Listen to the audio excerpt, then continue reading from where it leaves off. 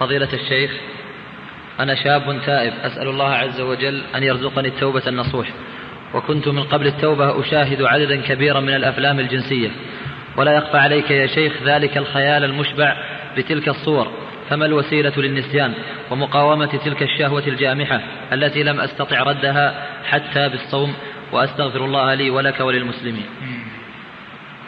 أولا الحمد لله الذي من عليك بالتوبة والهداية وشرح صدرك لسلوك سبيل محبته ومرضاته.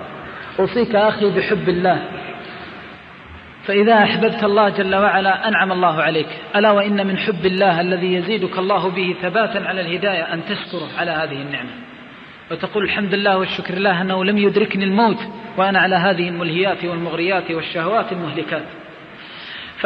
فأحمد الله عز وجل على نعمته. الوصية الثانية التي أوصيك بها، إن كثرت عليك هذه المشاهد فأوصيك بكثرة ذكر القبر والموت. فما هذب سلوك الإنسان شيء أعظم بعد توفيق الله جل وعلا وهدايته من ذكر القبر والموت والحشر والنشر والسؤال والصراط، أكثر من ذكر الآخرة.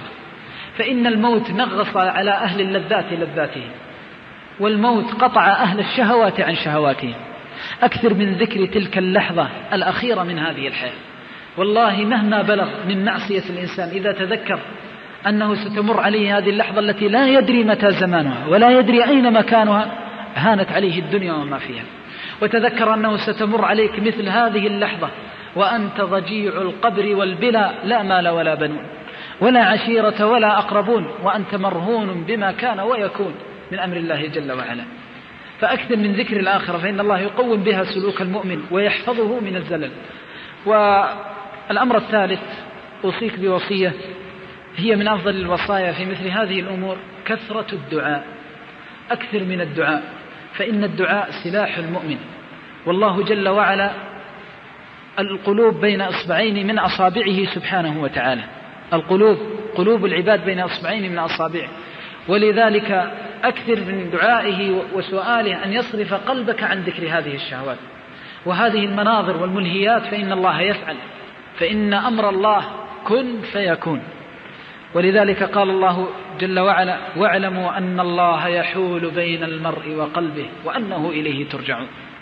فالله يحول بين المرء وقلبه، ولذلك ينبغي للإنسان يكثر دعاء الله جل وعلا ويسأل الله جل وعلا أن يصرف عنه، وبإذن الله ستجد من الله فرجا ومخرجا. أخي في الله، إن هذا الذي تجده الآن من تعلق قلبك بما مضى، وتحس في بعض الفترات يمر عليك طيف من خيالها، امتحان وابتلاء واختبار من الله جل وعلا. الله يريد أن يختبرك الآن. فإن حن الإنسان إلى الماضي كان نقصانا في هدايته ونقصانا في إيمانه على قدر حنينه. ففر إلى الله، فإن الله إذا نظر إليك وأنت إذا جاءتك تبكي وتشتكي وتتألم وتضيق عليك الدنيا، كان هذا الضيق وهذا الهم الذي يصيبك في ميزان حسناتك. لأنه كما أن للأيدي والألسنة أعمال، للقلوب أيضا أعمال. فلذلك مقتك لهذه الصور لما تتذكرها وتتألم منها وتكثر من الاستغفار عند ذكرها، فإن الله جل وعلا يثيبك عليه. والوصية الأخيرة: إذا مر بك طيفها اذكر الله، وأرجو من الله جل وعلا إذا فعلت ذلك أنه لا يعود. لماذا؟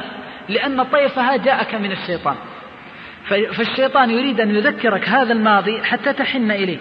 فإذا وجدك صادق بمجرد ما يذكرك بها تذكر الله ما يأتيك، لأنه ما يريد ذكر الله جل وعلا.